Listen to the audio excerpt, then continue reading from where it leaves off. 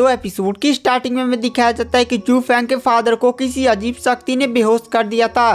चू फेंग अपने घर से बाहर निकल कर देखता है, वहां पर एक एल्डर था। दरअसल ये और कोई नहीं बल्कि ग्रीन ड्रैगन सेक्ट का गेस्ट एल्डर था। वहां पर ग्रीन ड्रैगन सेक्ट का गेस्ट एल्डर चू फेंग से कहता है, मैं यहाँ पर तुम्हें अपना डिसाइपल बनाने आया हूँ। तुम एक काफ़ी बढ़िया और काफ़ी ज़्यादा टैलेंटेड इंसान हो। चू फेंग ये बात सुनकर काफ़ी ज़्यादा शॉक हो जाता है और कहता है, मैं एक जीनियस हूँ, पर आप जानते हैं कि टैलेंट टेस्ट में मैं एंशिएंट स्टोन के एक भी लेवल को एक्टिवेट नहीं कर पाया था, जिससे ये पता चलता है कि मेरे अंदर कोई भी टैलेंट नहीं है। वहाँ पर गेस्ट एल्डर चू फेंग के पास आते हैं और कहते हैं, मैं उस एंशिएंट स्टोन के रिजल्ट को नहीं मानता। तुम मेरी नज़रों में बहुत ही ज़्यादा टैलेंटेड हो और तुम्हारे पास एक काफ़ी बढ़िया मेंटल स्ट्रेंथ भी है, तो मैं इसीलिए तुम्हें अपना डिसाइपल बनाने आया हूँ। क्या तुम मेरे डिसाइपल बनने के लिए तैयार हो?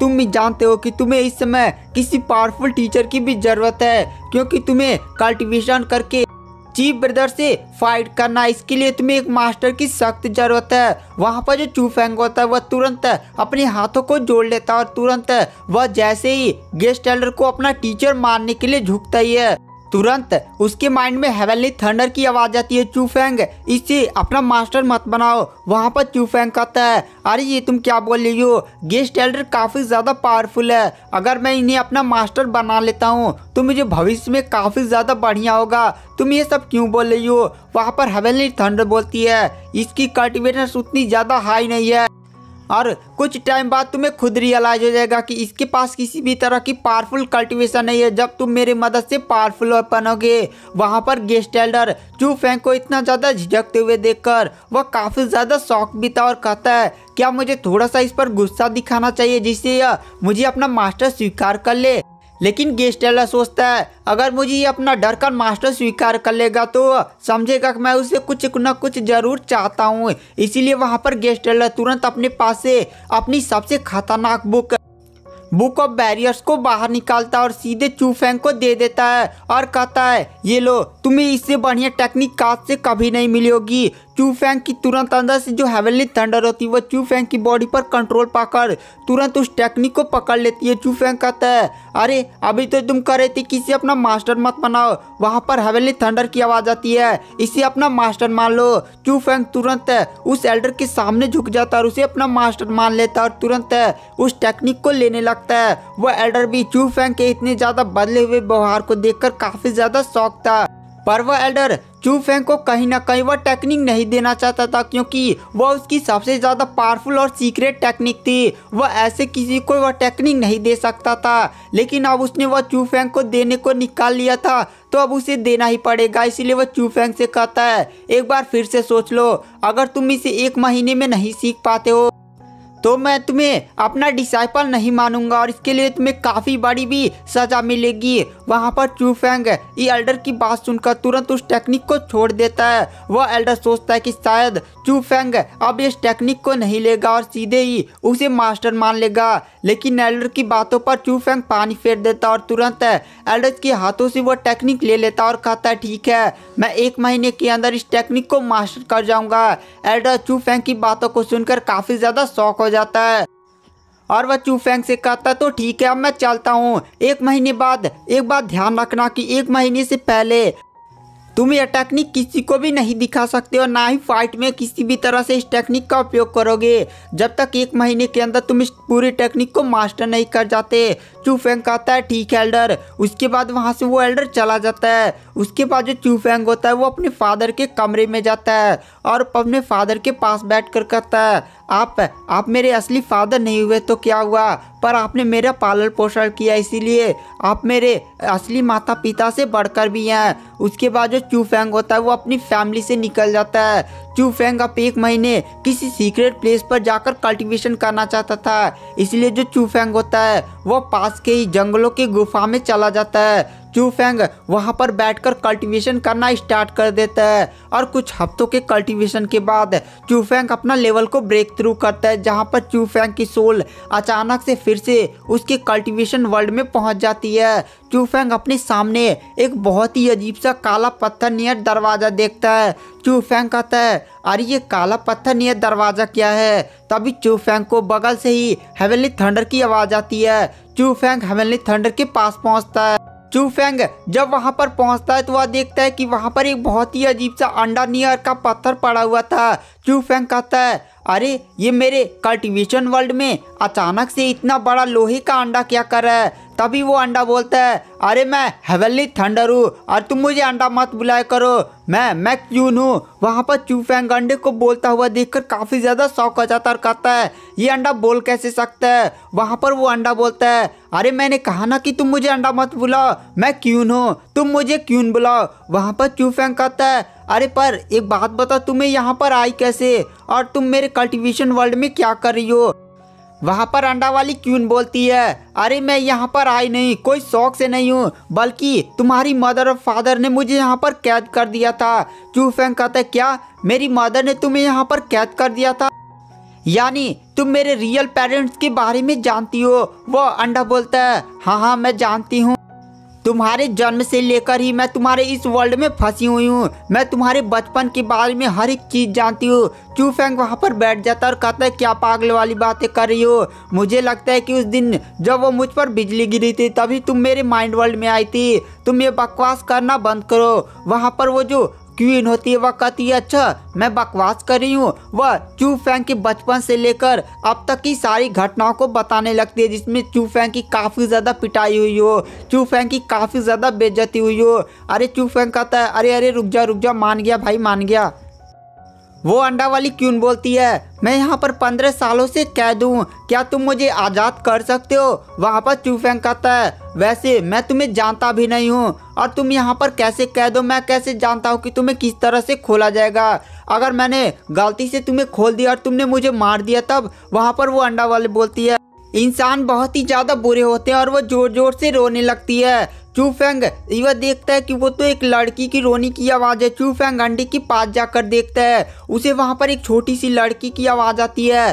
चू फेंग जैसे ही अंडे को टच करता है अचानक से अंडा बहुत ही जोर से चमकने लगता है। चू फेंग अपने हाथे को उस अंडे से खींचने की कोशिश करता है लेकिन वह अंडे से चू फेंग का हाथ चिपक गया था और अचानक से वहाँ पर वो जो अंडा था वो क्रैक हो जाता है और वहाँ पर से एक काफ़ी खतरनाक रोशनी निकलती है, जहाँ पर से एक काफ़ी ब्यूटीफुल छोटी सी लड़की बाहर निकलती है और उस लड़की के सर पर 2 सींग भी थे। वहाँ पर वो उस लड़की का नाम होता है क्वीन। क्वीन बाहर आकर काफ़ी ज़्यादा खुश हो जाती है और वह इस वर्ल्ड को देखने लगती है। उसके बाद वह चू फेंग के पास पहुँचती है और कहती है मैं 15 सालों से उसमें कैद थी, मुझसे कोई भी बात नहीं करता था, तुम मुझसे बातचीत करोगे कि नहीं। और वह चू फेंग को थोड़ा सा इधर उधर मनाने भी लगती है। चू फेंग कहता है अरे पहले तुम बताओ तुम हो कौन और मेरे ये कल्टीवेशन वर्ल्ड में ये दूसरा इतना बड़ा लोहे का दरवाज़ा क्या कर रहा है। वहाँ पर जो क्वीन होती है वह कहती है मैंने कहा ना कि मैं क्वीन हूँ और इसके पीछे जो लोहे का दरवाज़ा दिख रहा है इसके पीछे काफ़ी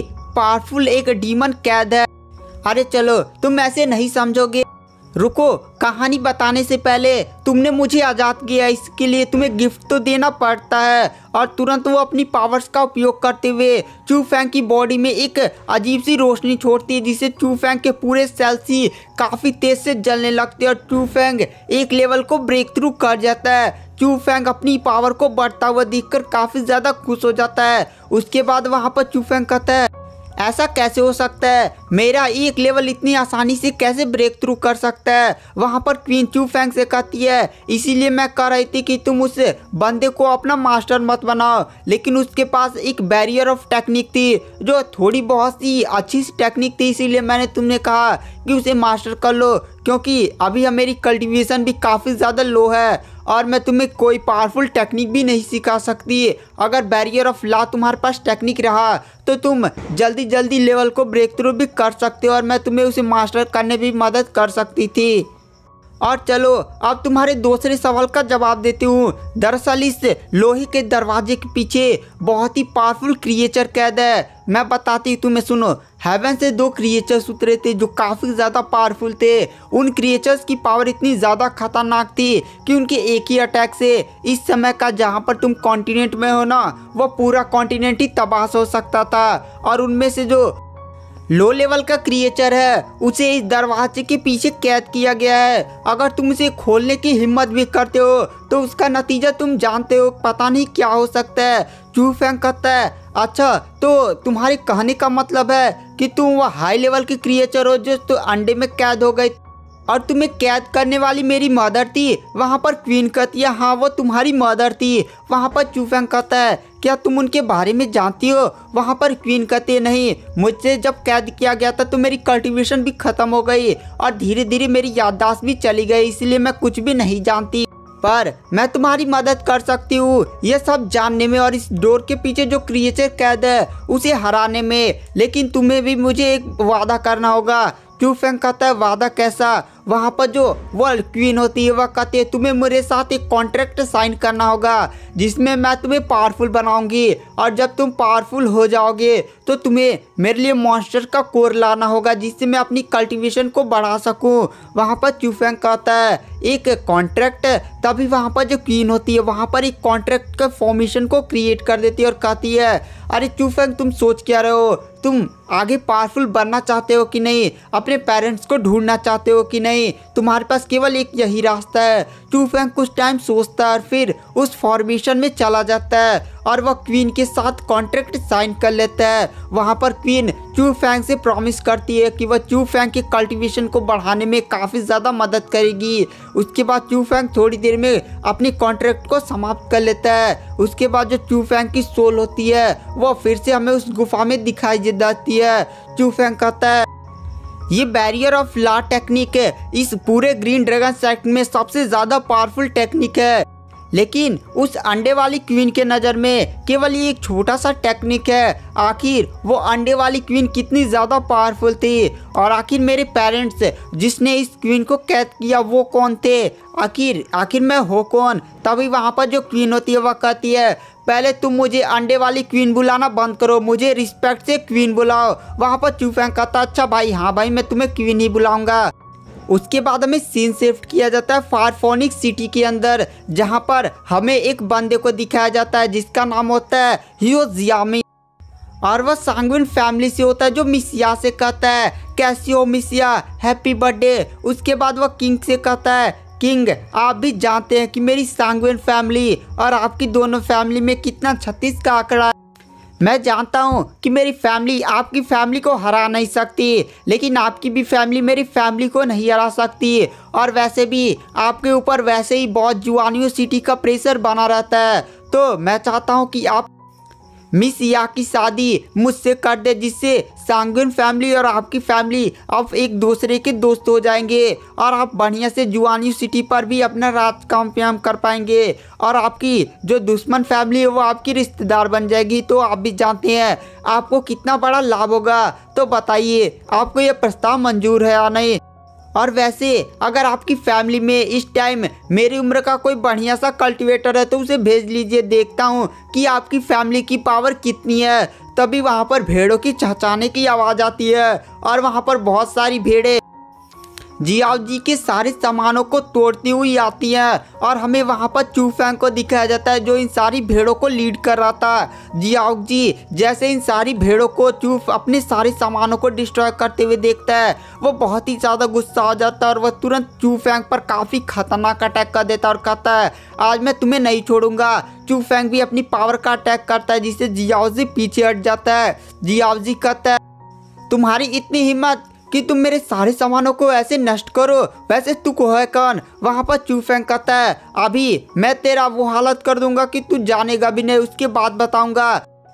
तभी वहाँ पर जो जियाओजी होता है वह कहता है, लगता है तू आज मेरे हाथों मरे जाएगा, और तुरंत वो एक काफ़ी खतरनाक टेक्निक है जिसका नाम होता है स्टंट मैजिक सर्किल, वो अपनी फैमिली की सबसे पावरफुल टेक्निक से चू फेंग पर अटैक करता है। लेकिन चू Feng barrier of law technique का इस्तेमाल कर देता है, जिससे एक ही टक्कर में वहाँ पर जो जियाओजी होता है वो सीधे जाकर ज़मीन पर गिरता है। चू फेंग जाता है उसके पास और उसके मुंह पर एक मुक्का मारता है और उसे मारने ही वाला होता है, पर चू फेंग रुक जाता है और कहता है, चुपचाप यहाँ से चले जाओ। और वैसे तुमने पूछा था मैं कौन हूँ? मैं मिस या का दोस्त हूँ, और दोस्ती में तो इतना चलता ही रहता है। वहाँ पर जो किंग होते हैं वो एल्डर यू से कहते हैं, एल्डर यू आखिर ये बंदा है कौन? वहाँ पर एल्डर यू कहती है ये ग्रीन ड्रैगन सेक्ट का एक कोर डिसाइपल है। वहाँ पर किंग भी इस बंदे की पावर को देखकर काफ़ी ज़्यादा शौक थे। तभी वहाँ पर जो मिस या होती है वह तुरंत चू फेंग के पास जाती है और उसे गले लगा लेती है और कहती है मुझे पता था कि तुम जरूर आओगे, वैसे तुम्हारी एंट्री काफ़ी ज़्यादा ढांसू थी। तभी वहाँ पर जो क्वीन होती है वह चू फेंग के माइंड में कहती है अच्छा हाँ लगता है ये तुम्हारी गर्लफ्रेंड है। वहाँ पर चू फेंग कहता है अरे तुम क्या बातें कर रही हो? वहाँ पर क्वीन कहती है अच्छा तुम्हारी गर्लफ्रेंड नहीं है तो तुम्हारे ऊपर ऐसे आकर चिपक क्यों रही है? उसके बाद हमें सीन शिफ्ट किया जाता है जहाँ पर जो चू फेंग होता है वह किंग के साथ बैठकर उनके साथ खाना खा रहा होता है और उसके दिमाग में क्वीन भी उसका दिमाग खा रही होती है और उसे चिढ़ा रही होती है। वहाँ पर जो किंग होते हैं वह चू फेंग को उसकी मदद के लिए धन्यवाद बोलते हैं। चू फेंग कहता है अरे नहीं नहीं मैं मिस या का दोस्त हूँ तो उसके लिए तो इतना कर ही सकता हूँ, वैसे वो बंदा काफ़ी ज़्यादा बिगड़ैल था। उसके बाद वहाँ पर जो किंग होते हैं और वह चू फेंग को अपने लेजेंडरी एल्डर्स के बारे में बहुत सारी घटनाओं को बताने लगते हैं और वो भी बताते हैं कि उनकी फैमिली और सांगवान फैमिली के बीच में आखिर क्या क्या दरारें हैं और वो दोनों के किस तरह से कॉम्पिटिटर और जियान्यू सिटी के बारे में भी चू फेंग को बताते हैं। मिस या और एल्डर लू ये सारी चीज़ें वहीं पर एक दरवाजे के पीछे छुपकर सुन रहे होते हैं। दरअसल वहाँ पर जो मिस या थी उसने अपने फादर से अपने रिश्ते की बात चू फेंग से करने को बोला था और उसके फादर भी चू फेंग को उसकी पावर को देखकर काफ़ी ज़्यादा पसंद भी करने लगे थे। वहाँ पर जो किंग होते हैं वह चू फेंग से कहते हैं कि चू फेंग मैं चाहता हूँ कि तुम हमारे फैमिली के साथ जुड़ जाओ। चू फेंग कहता है आपकी फैमिली के साथ जुड़ने का मतलब? वहाँ पर किंग कहते हैं अरे मैं चाहता हूँ कि ना तुम मेरी बेटी मिस या से शादी कर लो और मैं तुम्हें यहाँ का आधा राज्य पाट भी दे दूंगा और तुम जानते हो कि मैं तुम्हें बहुत सारे ट्रिजवर्थ भी दूंगा। चू फेंग वहाँ पर खड़ा होता है और बहुत ही गुस्से में किंग से कहता है आप ये कैसी बातें कर रहे हैं? आप अपनी बेटी का सौदा मुझसे कर रहे हैं। अगर मैं आपकी बेटी से प्यार करता तो मैं आपसे खुद आकर बातें करता, हम दोनों साथ आते, लेकिन आप तो अपनी बेटी को एक कॉन्ट्रैक्ट की तरह मुझसे इस्तेमाल कर रहे हैं। किंग को भी रियलाइज हो जाता है कि वह चू फेंग से कौन सी बातें कर रहे थे। चू फेंग कहता है कि मुझे ये रिश्ता नहीं मंजूर है। उसके बाद हमें दिखाया जाता है जो मिस या होती है जो ये सारी चीज़ें वहीं पर सुन कर रही होती है, उसे भी चू फेंग की इन बातों से सुनकर काफ़ी ज़्यादा दुख होता है। उसके बाद हमें दिखाया जाता है जो चू फेंग होता है वह फायर फोनिक्स सिटी से निकलकर सीधे ग्रीन ड्रैगन साइड की तरफ जा रहा होता है जहां पर क्वीन कहती है अरे तुमने इतना अच्छा मौका जाने क्यों दिया? वहां पर वो किंग मिस या से तुम्हारी शादी करने वाला था। तुम जानते हो ना कि अगर तुम्हें शादी कर लेते तुम्हें कितने ज़्यादा रिसोर्सेज मिलते। वहाँ पर चू फेंग कहता है मैं जानता हूँ, लेकिन मैं मिस या से उसके फादर के भरोसे एक सौदे पर उसे शादी नहीं कर सकता। ये लोग ऐसे बातें करते ही जा रहे थे, तभी अचानक से दो बंदे उनका रास्ता रोक लेते हैं। दरअसल ये और कोई नहीं बल्कि जियाओजी था। जियाओजी वहाँ से जब फायर फोनिक्स सिटी से निकला था तो वह तुरंत अपनी फैमिली में गया था और वह अपने चाचा को बुला कर लाया था जो एक काफ़ी बड़े और पावरफुल कल्टिवेटर थे। वहाँ पर जियाओजी चू फेंग से कहता है चू फेंग तुमने मुझे जिंदा छोड़कर अपनी जीवन की सबसे बड़ी गलती कर दी। आज मैं तुम्हें जिंदा नहीं छोड़ूंगा और वैसे भी मैं अपने इस समय चाचा को लेकर आया हूँ जिनकी कल्टिवेशन तुमसे कई गुना ज़्यादा हैं। देखता हूँ कि आज तुम्हें कौन बचाता है। तभी वहाँ पर जो जियाओजी के अंकल होते हैं वो आगे बढ़ते हैं और कहते हैं चू फेंग तुमने गलत लोगों से पंगा ले लिया, अब तुम मरने के लिए तैयार हो जाओ। तुमने बहुत ही गलत लोगों से पंगा ले लिया। चू फेंग अपने घोड़े से उतरता और कहता है चलो देख लेते हैं कि कौन मरता है और किसने गलत लोगों से पंगा लिया है। वहाँ पर वो जो एल्डर होता है वो चू फेंग पर अटैक कर देता है, लेकिन चू फेंग भी उस पर अटैक करता है, लेकिन वो एल्डर काफ़ी ज़्यादा पावरफुल था जिससे चू फेंग सीधे जाकर ज़मीन पर गिरता है। वहाँ पर जो जियाओजी का अंकल था वो सीधे आकर चू फेंग को एक मुक्का मारता है। चू फेंग वहाँ की खाई से गिरने लगता है और वहाँ पर तुरंत जियाओजी के अंकल और जियाओजी वहाँ पर एक पहाड़ी पर आकर रुकते हैं और जियाओजी कहता है अंकल ये चू फेंग मारा तो गया होगा ना? वहाँ पर उसके अंकल कहते हैं इसकी बॉडी का टुकड़े टुकड़े हो गए होंगे, पता नहीं अंदर कौन कौन से पत्थर होंगे, मेरे हिसाब से वह पक्का ही मारा गया होगा। अब चलो यहाँ से चलते हैं। उसके बाद हमें सीन शिफ्ट किया जाता है जहाँ पर चू फेंग की धीरे धीरे आंखें खोलने लगती है और क्वीन उसे जगा रही थी और वो बोल रही थी चूफेंग, अरे चूफेंग उठो। वहाँ पर चूफेंग धीरे धीरे अपनी आंखों को खोलता है। चूफेंग कहता है अरे मैं मरा नहीं हूँ। वहाँ पर क्वीन कहती है मेरे रहते हुए तुम मर कैसे सकते हो। चूफेंग अपने आसपास के जगह को देखता है और कहता है अरे ये गुफा बहुत ही ज़्यादा अजीब थी, ये पानी के अंदर कैसे हो सकती है। चूफेंग जाकर उस गुफा पर लिखे हुए स्पेल को देखता है और कहता है अरे ये किसी तरह का हिडन गुफा है जिसे स्पेल्स की मदद से नीचे छुपा दिया गया था। चूफेंग उस गुफा में आगे बढ़ता है। वहाँ पर चूफेंग बहुत सारे क्रिएचर्स जो काफ़ी ज़्यादा पावरफुल थे उन्हें मरा हुआ देखता है। चूफेंग वहाँ पर उन क्रिएचर्स का खून देखता है जो अभी अभी ताज़ा था। चूफेंग कहता है अरे यहाँ पर इतना पावरफुल कल्टिवेटर कौन है जो इतने सारे पावरफुल क्रिएचर्स को और वो भी इतनी ज़्यादा भारी मात्रा में मार सकता है। तभी क्वीन के उसके मन में आवाज़ आती है चूफेंग इतने सारे पावरफुल क्रिएचर्स को देख रहे हो, तुम यहाँ पर कल्टीवेशन करने के लिए बैठ जाओ और इनके कोर को एब्जॉर्व करो जिससे मेरी पावर्स भी बढ़ेंगी और साथ ही साथ तुम्हारी कल्टीवेशन में भी वृद्धि होगी। वहाँ पर जो क्वीन होती है उन सारे एनिमल्स के कोर को तुरंत अपने अंदर एब्जॉर्व कर लेती है। तभी चूफेंग को अपने आसपास एक बहुत ही बड़ी लड़ाई की आवाज़ आती है। चूफेंग जाकर पत्थर के छुप जाता है और वहाँ पर वह देखता है कि एक शेर से एक काले कपड़े पहने हुए बंदा लड़ा था। चूफेंग उसे ध्यान से देखता है और कहता है अरे ये कोई लड़की है क्या। चूफेंग ध्यान से देखता है तो कहता है अरे ये तो सच है, ये तो एक लड़की है। वह लड़की काफ़ी ज़्यादा पावरफुल थी और वह सीधे उस टाइगर पर अटैक करती है। वो टाइगर दहाड़ मारता है। उस टाइगर की दहाड़ इतनी ज़्यादा खतरनाक थी कि वह लड़की सीधे जाकर वहाँ के पत्थर से टकरा जाती है। वह टाइगर सीधे उस लड़की को मारने के लिए आगे बढ़ाता, लेकिन चूफेंग अपनी पावर्स की मदद से वहाँ पर बैरियर ऑफ लॉ टेक्निक बना देता है जिससे उस टाइगर का अटैक वहीं पर रुक जाता है। वह टाइगर चूफेंग को बीच में पड़ता हुआ देखकर काफ़ी ज़्यादा शॉक हो जाता है। वह टाइगर धीरे धीरे चूफेंग के पास आता है और वो वाइट टाइगर चूफेंग से बोलता है अरे तू मेरे और लड़की के बीच में क्यों आ गया बे। वहाँ पर चूफेंग टाइगर को बोलता हुआ देखकर कहता है अरे तुम तो टाइगर हो ना, तुम बोल कैसे सकते हो। वह टाइगर चूफेंग से बहुत ही गुस्से में कहता है मैं वाइट टाइगर हूँ। वहाँ पर चूफेंग कहता अच्छा हाँ वाइट टाइगर हो।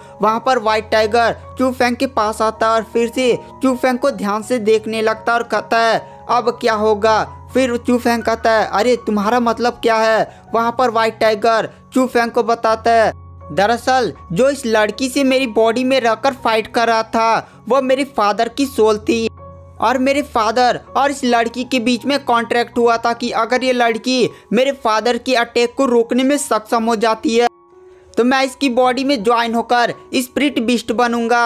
लेकिन तुम इसके बीच में आ गए और तुमने मेरे अटैक को रोक लिया। अब बताओ आखिर मैं क्या करूं, मैं तुम्हारा स्पिरिट बीस्ट बनूं या इस लड़की का। वह टाइगर चूफेंग की कल्टीवेशन को देखकर कहता है तुम्हारे पास तो कल्टीवेशन कम है लेकिन आखिर तुम मेरे अटैक को रोकने में सक्षम कैसे हुए और ये लड़की की कल्टीवेशन हाई है, मुझे कुछ भी समझ में नहीं आ रहा है। फिर वह टाइगर चूफेंग और उस लड़की की तरफ देखते हुए कहता है मैं तुम दोनों में से केवल एक ही का स्पिरिट बन सकता हूँ और मैं कोई नॉर्मल बंदा नहीं हूँ बल्कि मुझे 5 एम्परर्स ने अपनी पावर की मदद से मेरे स्पिरिट का निर्माण किया था। मैं जिस भी बंदे के साथ जुड़ूंगा उसकी पावर बहुत ही ज़्यादा बढ़ जाएगी और कल्टीवेशन स्पीड भी बढ़ जाएगी। चलो मेरे पास एक प्लान है, तुम दोनों आपस में फाइट करो, जो भी जीतेगा मैं उसका स्पिरिट बन जाऊंगा। चूफेंग उस लड़की की तरफ देखता है, वह लड़की भी चूफेंग की तरफ देखती है। चूफेंग सोचता है क्या सच में ये लड़की मुझ पर अटैक करेगी। इस लड़की की पावर काफ़ी ज़्यादा हाई है, मैं शील्ड से केवल फाइट कर नहीं सकता। वहाँ पर वाइट टाइगर कहता है अरे तुम दोनों एक दूसरे को देख क्या रहे हो, लड़ो यार, तभी ना मैं तुम दोनों में से किसी एक का स्पिरिट बनूंगा। वहाँ पर वो लड़की तुरंत वहाँ से जाने लगती है और वह चूफेंग की तरफ जाते जाते कहती है तुमने मेरी जान बचाई है, मैं तुम्हारे लिए इतना कर ही सकती हूँ, मैं तुमसे हार मानती हूँ। और वो लड़की जाते हुए कहती है और टाइगर तू जा उसका स्पिरिट बन जा। वो वाइट टाइगर भी उस लड़की के इतने ज़्यादा एटीट्यूड को देखकर काफ़ी ज़्यादा शॉक था। और गाइस आज की वीडियो की एक्सप्लेनेशन को यहीं पर एंड कर देते हैं। नेक्स्ट एपिसोड जल्दी चैनल पर अपलोड हो रहा है। Thank you, bye bye.